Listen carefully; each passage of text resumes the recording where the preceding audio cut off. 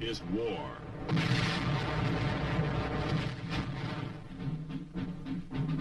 War and its masses. War and its men.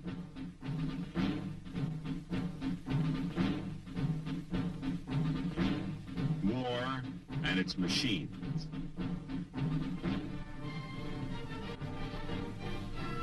Together they form the big picture.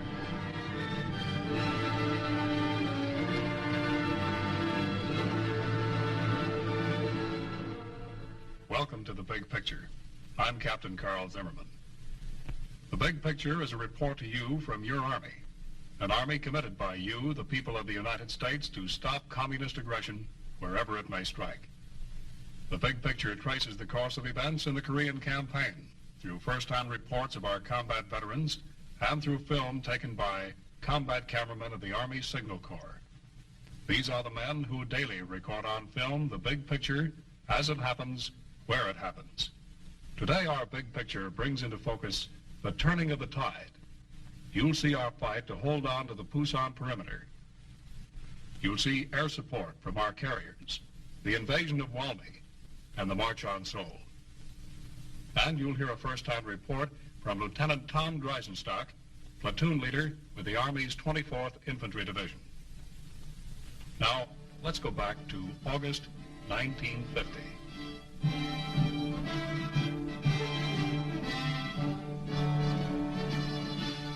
On 10 August, after 47 days of fighting in Korea, the tide of battle in the Pusan beachhead is ebbing and flowing for both sides.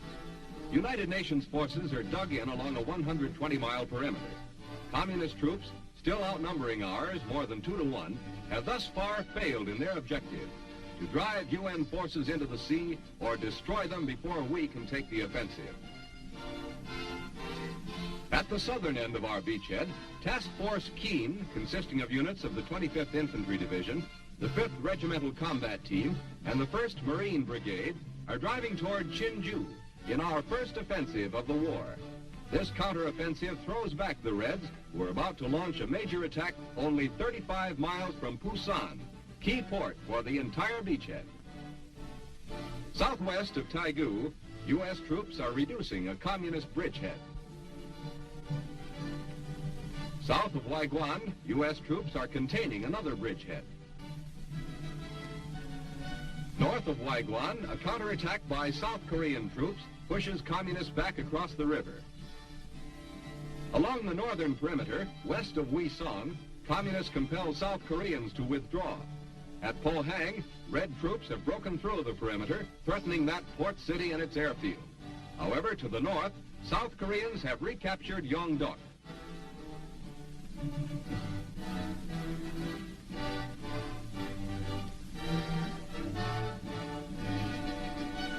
In the air, Air Force, Navy, and Marine planes are giving support to ground troops along the perimeter.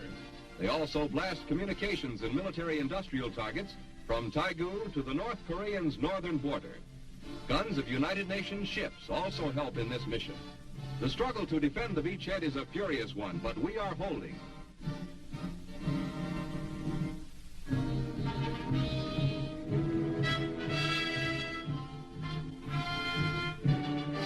On 24 August, on the central sector, which is concerned with the defense of Taegu and the Naktong River line, engineers have built a pontoon bridge across a tributary of the Naktong.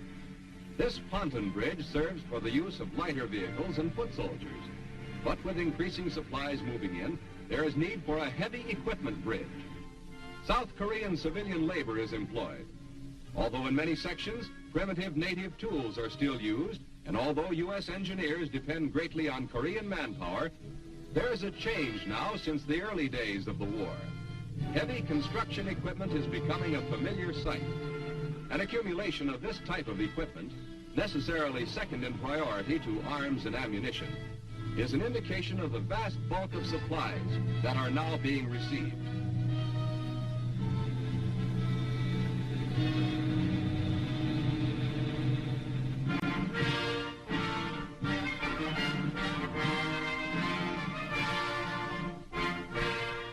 On 29 August, the British aircraft carrier Unicorn moves into Pusan harbor. On deck are British troops bound for the Korean battlefront. Within a week, they are rushed to fight alongside 1st Cavalry troops east of Waiguan to help stop a threatened breakthrough along the Naktong River. These troops are the first infantrymen of a foreign nation to join in the United Nations police action.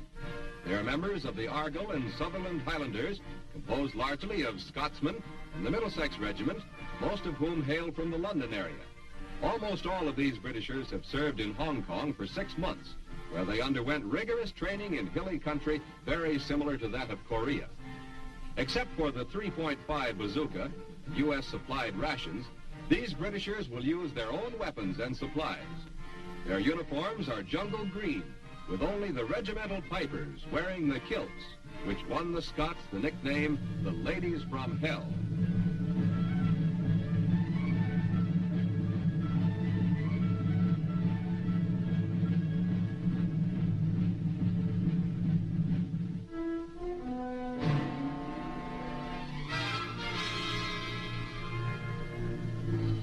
A C-47 transport plane is loaded with leaflets, which will be dropped over North Korean territory.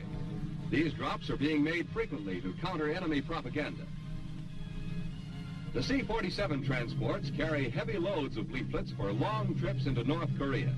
For shorter trips, T-6s are used. Safe conduct passes. If the leaflet is found on a North Korean soldier by his own officers, the penalty is death. Over enemy territory, the packets are thrown out, and the wind takes care of sorting and delivery. Enemy captives report that these messages are often memorized to avoid the danger of having the leaflet found on the person.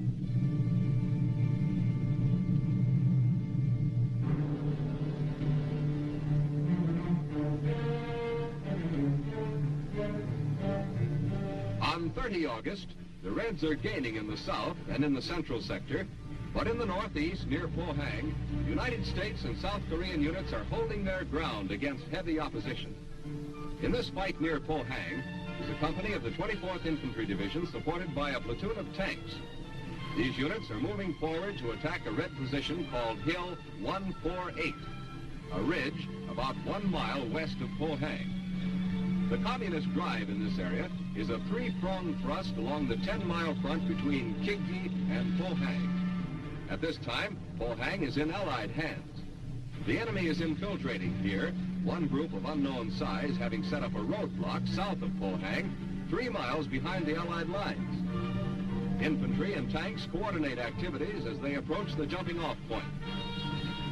Intelligence has revealed that the communist attack on Pohang is an attempt to fulfill orders given the local Red commander to take the city at all costs in the next 24 hours. And for the Reds, it is a costly operation. An estimated 2,000 North Koreans have been killed in the last 2 days. Although U.S. elements are here in some strength, the weight of the attack is against the South Korean Army's 3rd and Capital Divisions and their 17th Regiment. This is the 10th week of the Korean War, and the fighting on all fronts has reached a peak of fury. Although at this time, military spokesmen are mentioning early offensive moves, the present situation does not appear optimistic. Enemy fire is encountered.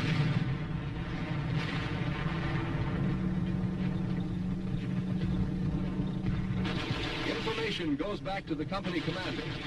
The CO's orders come forward. The attack on Hill 148 is about to begin. The attack gets underway, slowly at first, and then with an increasing firefight. This is one small action in the big fight that is raging along the entire 150-mile front in Korea. A few miles of territory changes hands again and again.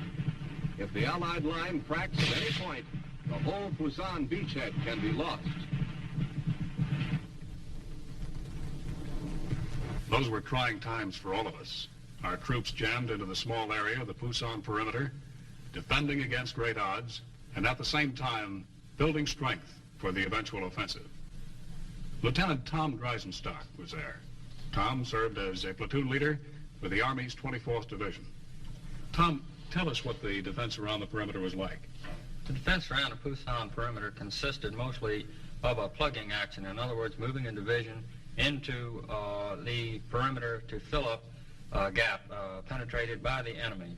We did not have enough men to completely fill up a complete rectangle or a perimeter, so therefore we had to plug up the gaps and by moving the men around.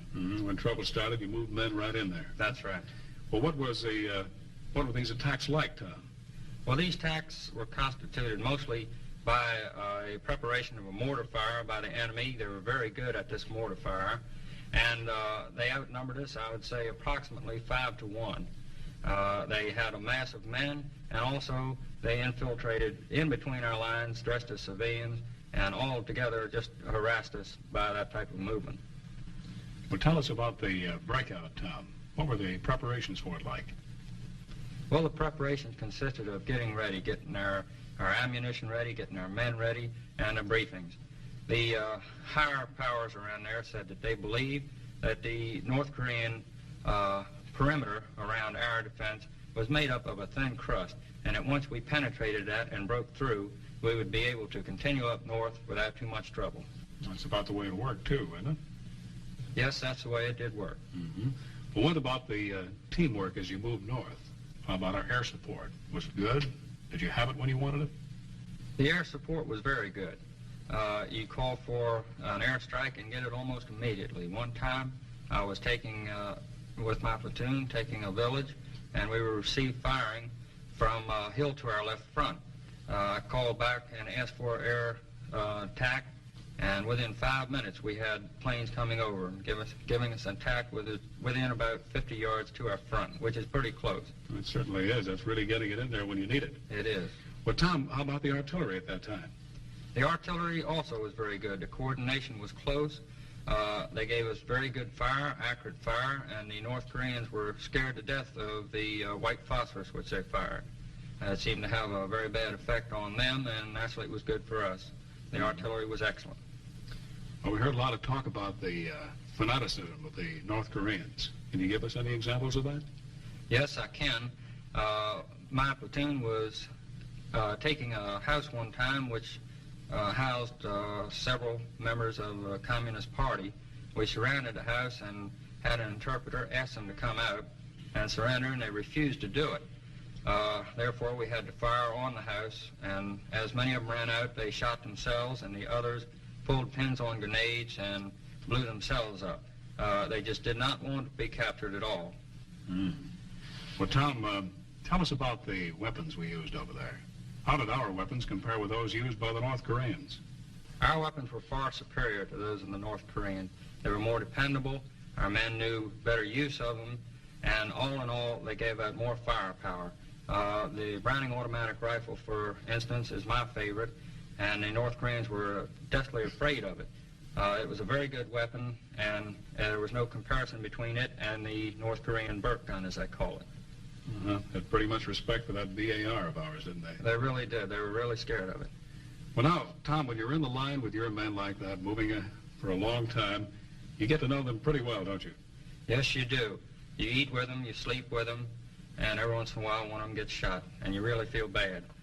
You get to know them very well. Sergeant Tompkins, who was my platoon sergeant, was an old soldier. He was the type of man who really knows his business, and I owe a lot of credit to him for helping me into the platoon.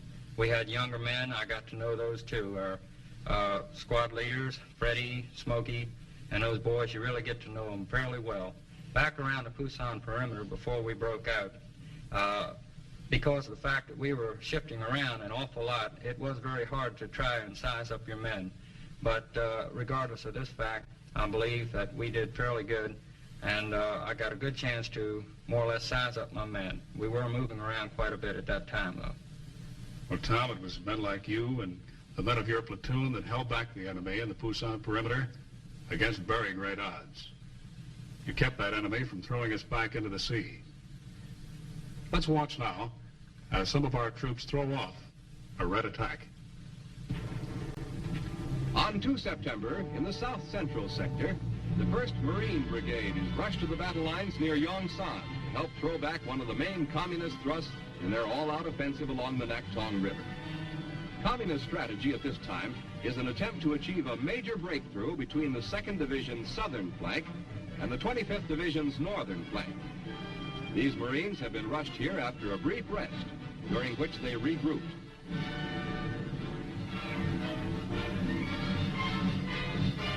The Marines move up the high ground they must retake to secure their sector of the counterattack. The enemy is holding his fire momentarily. The Marine counteroffensive has been coordinated with the 2nd Division, the entire action being 5-pronged. One tank-supported Marine unit has moved up the main road leading west from Yongsan, while diagonally on the right and left, other Marines flank the enemy. Farther to the right and left, tank-supported 2nd Division troops advance in wide encircling movements. Marines run forward as the enemy opens fire.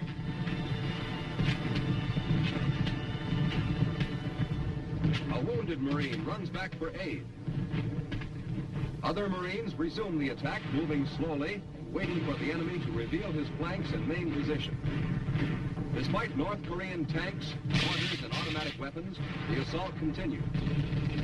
This counterattack along this southern bulge of the Naktong River is almost a repeat of an assault these same Marines launched 2 weeks previously, when they took this same hill. The high ground in this sector has changed hands at least 5 times in 2 weeks.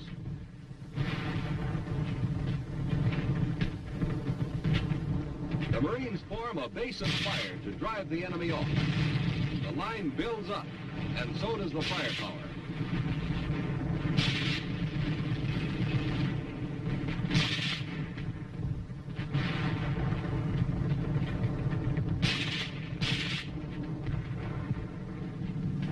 Meanwhile, overhead, Air Force and Marine Corps planes support the ground troops.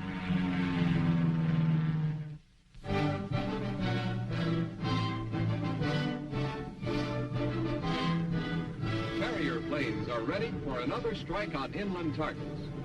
Rockets are of particular interest at this time. 3 different types are being used. One of the first super explosive types to see service in Korea was the 5-inch Holy Moses. Later, the 11.75-inch Tiny Tim proved highly effective on bridges and similar large targets. The most recent arrival is the Navy's 6.5-inch Ram. Constant activity on these carriers has not dampened the crewman's sense of humor.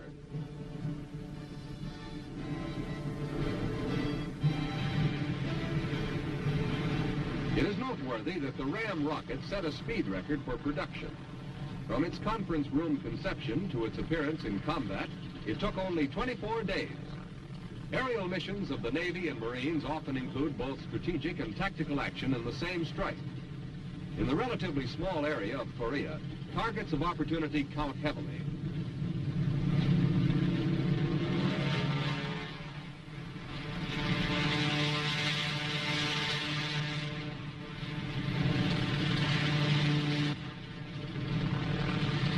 Gun cameras record targets of the carrier planes.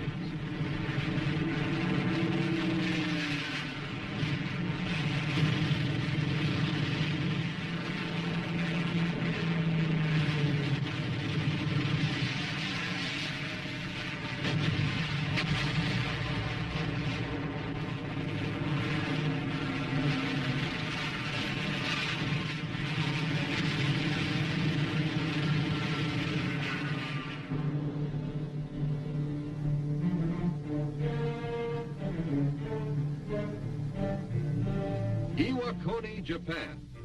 A B-26 raid is in preparation during the week of 6 September. The B-26 is armed with 16 50-caliber machine guns. These guns are electrically operated, and a single gunner can bring many of them to bear on the same target at once. The B-26 can carry a 5,000-pound bomb load, or 5 of these 1,000-pounders. With these bombs, plus napalm, plus the heavy firepower of the machine guns, a B-26 flight is a formidable attacking unit. These planes have seen constant use in the Korean War, their targets ranging from strategic industrial areas in the north to tactical areas along the battle lines in the south. The B-26 is classified as a light bomber with a speed of more than 350 miles an hour. After their final briefing, crew members head for the field. This has become a familiar scene in United States air bases in Japan, from which B-26 sorties are flown on an around-the-clock schedule. These B-26 Douglas Invaders were formerly called A-26 bombers. They differ from the B-26 Martin Marauders used in World War II. The present B-26 is a very adaptable plane, which is often revamped for different purposes. Cannon may be substituted for the nose gun. The plane can be adapted to carry a variety of explosives, for the B-26 is designed primarily for low-level bombing. It is seldom used for the high-altitude work of the B-29.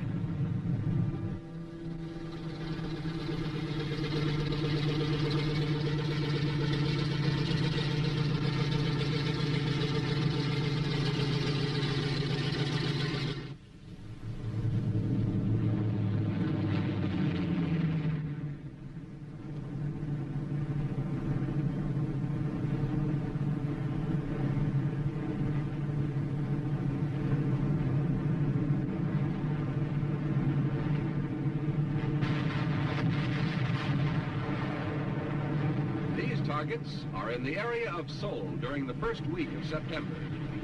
The little flashes of light on the ground are tracers from the B-26 machine guns. Occasionally, enemy flak comes up at the planes. On 7 September, the U.S. Air Force flew 625 sorties in 24 hours.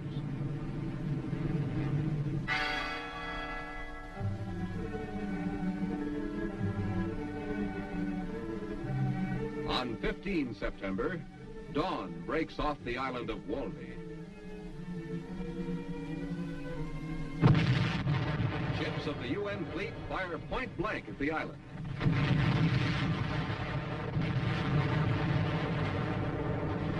Rockets join the softening up process.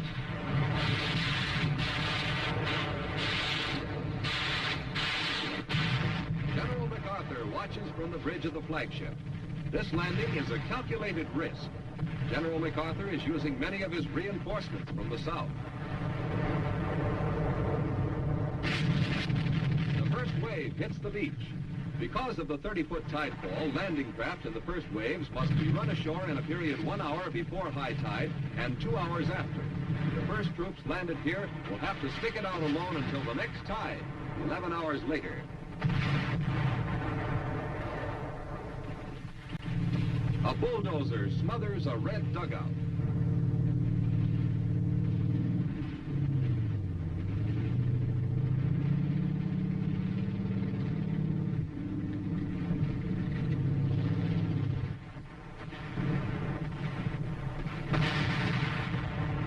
A firefight begins. All the Reds haven't been driven off by the bombardment. Captives are stripped to prevent concealment of weapons. Others are a little more formal.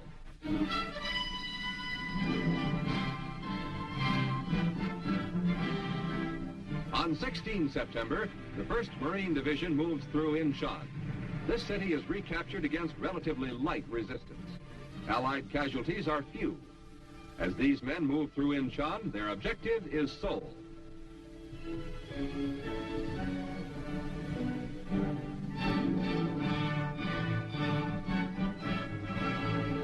There are 2 Allied moves on Seoul, one from the south and another sweeping around from the north across the Han River.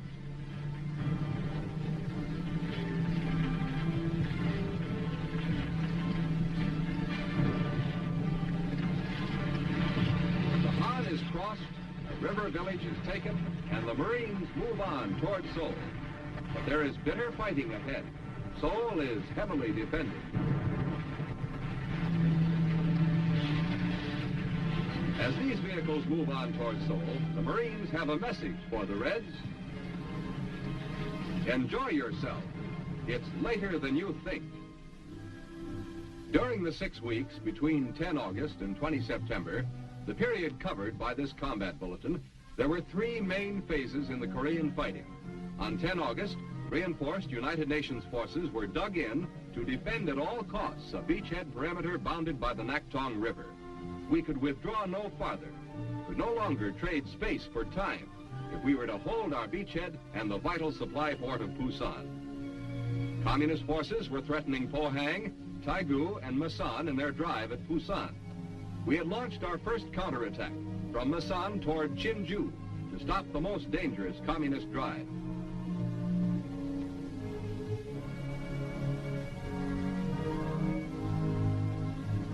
On 1 September, the communists launched their biggest drive of the war, all along our beachhead perimeter. It was an all-out effort to take Pusan, eliminate our beachhead in Korea, and destroy United Nations forces. We were being pushed back again toward Masan. Taegu was in danger from the north and south, and Pohang was being taken and retaken.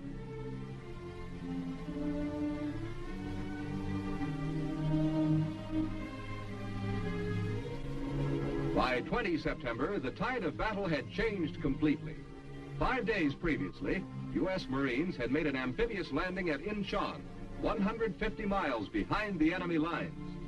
The enemy, still pressing his all-out drive for Pusan, was suddenly cut off from his supplies.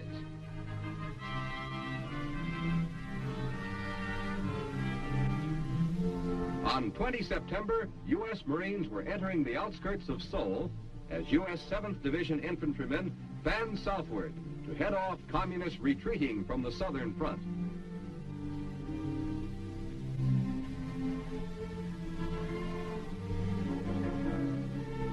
On our southern beachhead, United Nations forces were crossing the Naktong River and moving ahead everywhere. They were advancing at Pohang, south of Wisong, north of Taegu and at Waiguan, west of Changyong, and west of Masan.